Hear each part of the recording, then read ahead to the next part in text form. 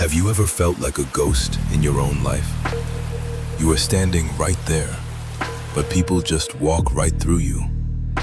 You scream for help, but no sound comes out. You wake up.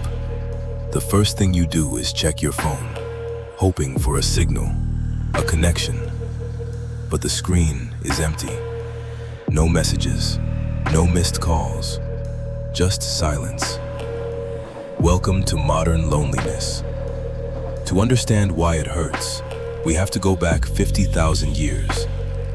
Back then, connection meant survival. Being alone didn't just mean being sad, it meant death. Your brain has a built-in alarm system.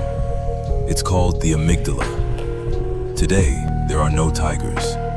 You are safe in your apartment, but your brain hasn't updated its software.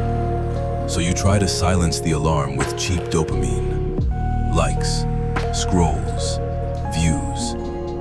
But social media is not connection. It's a performance. You are surrounded by everyone's best moments. Psychologists call this the highlight reel effect. You compare your behind the scenes with everyone else's trailer. So you put on a mask. You smile when you want to cry. You say, "I'm fine," when you're falling apart.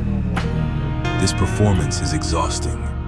It drains your social battery until there is nothing left. And the irony is, the more connected we are online, the more disconnected we feel in real life. So, what do? You wait. You wait for someone to notice. You wait for a savior. But here is the brutal truth. No one is coming. The only person who can break this cycle is you. It starts with breaking the glass wall you built. It means taking a risk, being vulnerable, saying hello first, even if your voice shakes. And when you finally connect, the noise in your head stops. The alarm turns off. You realize that being alone doesn't mean being lonely.